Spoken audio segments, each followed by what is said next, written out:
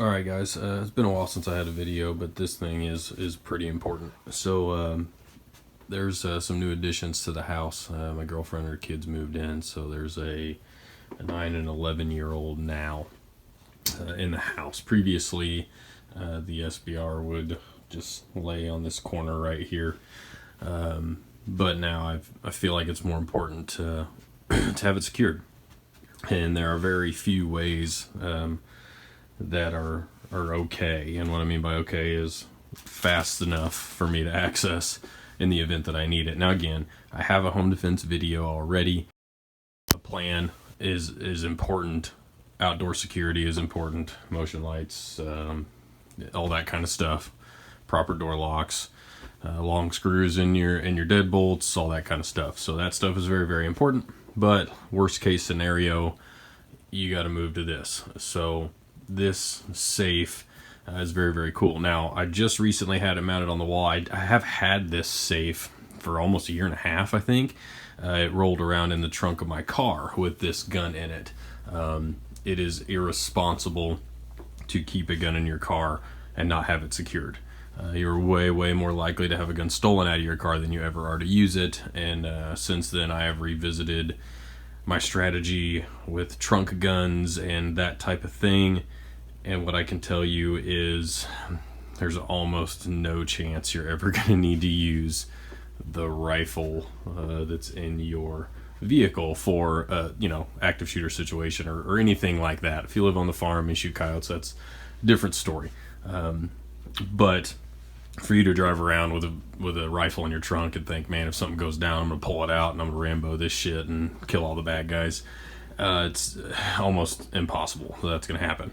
What's more likely to happen is you're gonna get shot by the police when they get there, or something like that. So think really hard about that and what that situation might actually look like before you start carrying a gun around your car. And if you do carry a gun in your car, just make sure it's secured. So I've had this safe for a long time.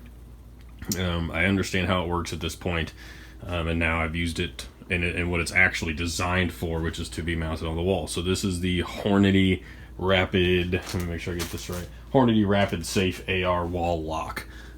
So this thing is really, really cool. I'll give you a quick rundown of the operation. So there are a lot of different ways you can open this safe, which is what I like about it the most.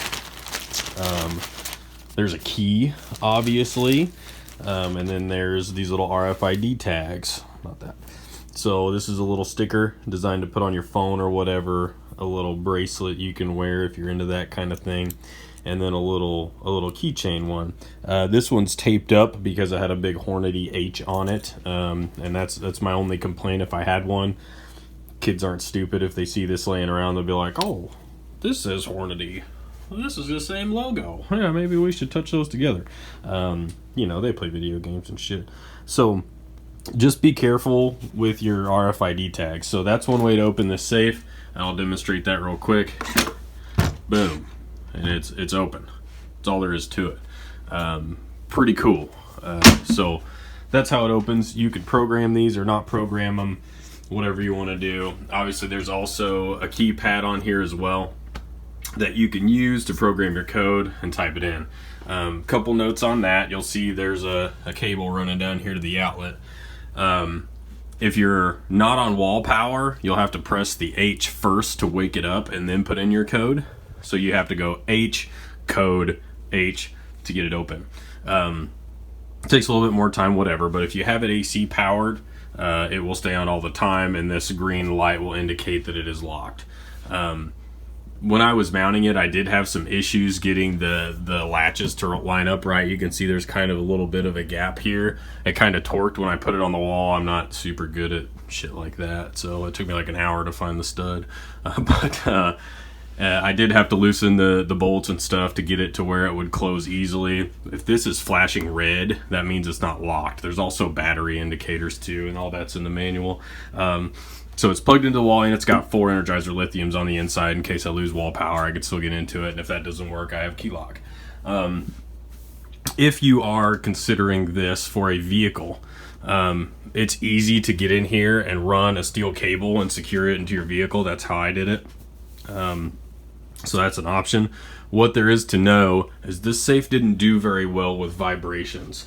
What I mean by that is when I went to take this thing out of my car, I tried to use the key to open it, and the key lock no longer worked because the nuts on the inside had vibrated loose.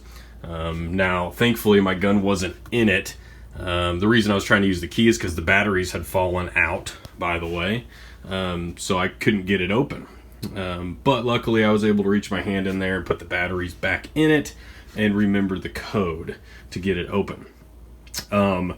What I did, it was very easy to fix this. I opened it with a screwdriver. I found the locking mechanism. I put some red Loctite on the bolts, retightened it, and things good as new. But it rolled around the back of the vehicle for a long, long time. Hot, cold, really cold out here in Kansas. And that was the only issue I ever had with it. So, that's tidbit information there for you. One other thing I would like to note is the battery compartment does like to fall off on impact, so a little piece of Gorilla Tape and you don't have to worry about that anymore. You can slam this thing home and batteries don't fly out, so FYI on that. So that being said, mounting this thing is fairly simple. It comes with, there's another RFID sticker. I guess it comes with two of those. It comes with a mounting template and really specific instructions. Put the template up on the wall, find the studs. There you go. Pretty simple. Couple notes on the muzzle shroud. So obviously this gun has a suppressor on it.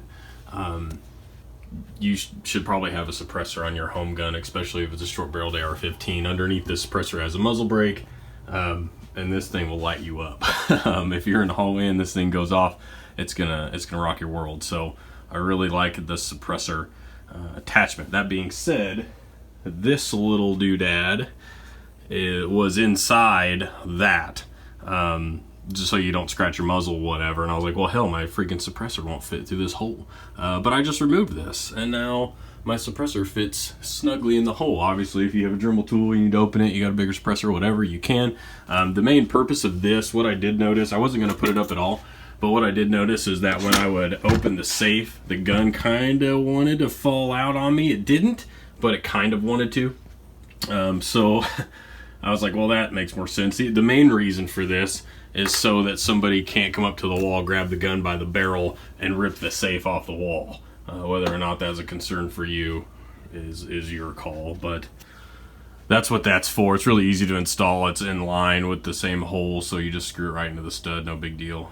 Installation, I just used, a small drill bit and drilled holes in the stud like it recommended in the manual and put the bolts in. Like I said, fairly easy. This safe is really cool because as you can see, it allows you to keep the gun in here loaded. It allows you to keep the stock at almost whatever position you want, depending on your stock. It's got a nice big opening, and it also allows optics. This is a fairly small optic, obviously, with the Trijicon RMR, but it's designed, for ACOG sized optics and stuff. I did try it with another AR that had a Vortex 1-4 on it, and it certainly would not fit. So yeah, that's do with what you will. If it's your home defense gun, you should probably have a red dot on it anyway. I didn't have any issues with light clearance. Now, depending on how you mount your light on your gun, if you do it the right way or the wrong way, you might have issues with light clearance. I don't know, if you run 12 o'clock you won't, but if you run right side there, you might have some issues. It touches the wall, but it certainly fits okay. And you could always put spacers and back this thing off the wall if necessary, whatever. It's got a adjustable grip deal here to hold the gun up, depending. The way the system works is, let me see if I can get this thing off without loading it. So if you see that deal right there, it goes in your ejection port. So that's how it works. Now, I have multiple times when pulling this gun off here, in staging or practicing or what have you, if you push up that piece will hit the bolt and it will release the bolt. Not a huge fan of that. If I'm going to release the bolt, I'd like to do it intentionally so I can see and feel how the gun reacts to chambering around, so I know that it's chambered. Obviously, you should have methods in place. You should know how to press check. I don't know if that's a proper word for an AR, but you should know how to pull the bolt back just a little bit and feel if there's brass in the chamber so you know if the gun's loaded. And if not, just tap rack and just run another fresh round in there is an option too. Okay, so real quick, I just wanted to demonstrate the auto load feature, if you will. If you grab this and push up, as you pull it out, it's going to chamber around for you. I don't particularly like that. It's not ideal.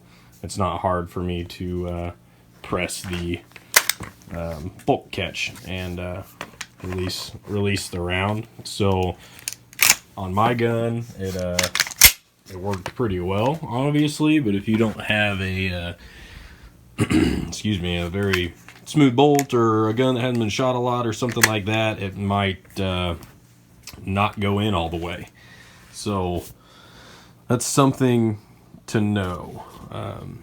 Your call, do with that information what you will. You might be able to adjust the little pistol grip holder here to keep it from doing that. I'm not sure. That's basically the safe, guys. It's a pretty simple design, but the reason it's so cool is because it works. It's not a and the fingerprint thing. Let me touch on the fingerprint thing real quick. Don't like it.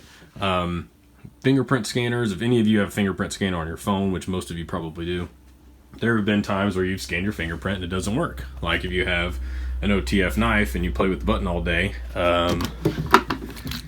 So if you're playing with your OTF knife all day long, and then you go to use your iPhone and your thumb now has some stuff on it or whatever, it's got indentions, it may or may not recognize your your thumb.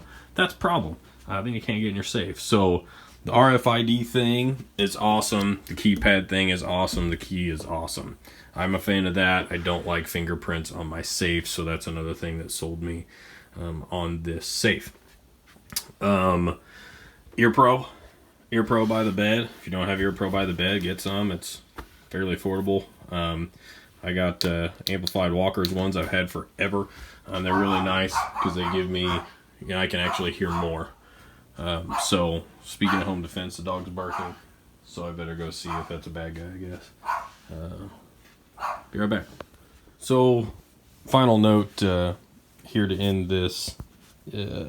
Keeping your guns safe and locked up is important. I know a lot of you, well, I used to be this person, thinks you can have guns laying all around the house. Now, of course, depending on your situation, whether there's kids or not, or you have adults who are actually grown-ups, that type of thing is important to know. But if you have kids in the house, the risk is just too great, guys. The possibility of someone breaking into your house and you needing to defend yourself with lethal force is fairly slim. It certainly does happen, which is why I'm prepared for it. But it is fairly slim. So that being said, the chances of your kids going through the house, and especially if they know you're into guns, especially if you have cool looking Call of Duty guns, they're going to be like, man, I want to go find these and I want to play with them because, let's face it, they're curious kids and guns are freaking cool. So they need to be secured. The risk is just too great. And this, I need to look it up. I forgot to look up the cost, but I think this thing's like $200, guys. And I know all of you have, like, your Gucci AR with your freaking ACOG on it. It costs $1,000. So spend $200 and get a safe that makes sense. Give yourself a fighting chance if you need to get to the gun, and also give your kids a fighting chance to not end up on the news, and for you to be a responsible parent. I don't think I have much else. Real quick, I guess I got a Glock here too. This is my carry gun, so it's only here when I'm here. If I'm out of the house and I'm not in control of the house, it's on my body, obviously. Glock 19, get yourself one. I like to keep this little light here by the bed. I got this little dude off Amazon, so I can wake up, and if I need light quickly, slap the pad, and I can see what's going on. I can grab my bob and hit the safe and all that crap. So something to think about there too. And again, outdoor security is more important than all this crap. Keep the bad guy out of your house so you don't have to shoot him. Shooting somebody sucks. I can't speak from experience because I've never shot someone, thank God. But I know people who have, and it's not awesome. It ends up costing you a lot of money, whether you were in the right or the wrong. It doesn't matter. It's going to cost you money. You're going to go to jail for at least a day. You're going to have to hire a lawyer, and not to mention the emotional, devastation that happens after killing someone. So, don't be Billy Badass and think that, I don't need to lock my doors because I got an AR-15. Hell yeah. That guy's an idiot. So don't be that guy. Be prepared in the right ways. Make sense. Make good decisions. Be smart. You are a part of the gun community, and you need to act like it, and it needs to be better. So, thanks, guys. If you have questions, obviously, put them in the comments. I'll try to answer them. Yeah, have a good one. Thank you.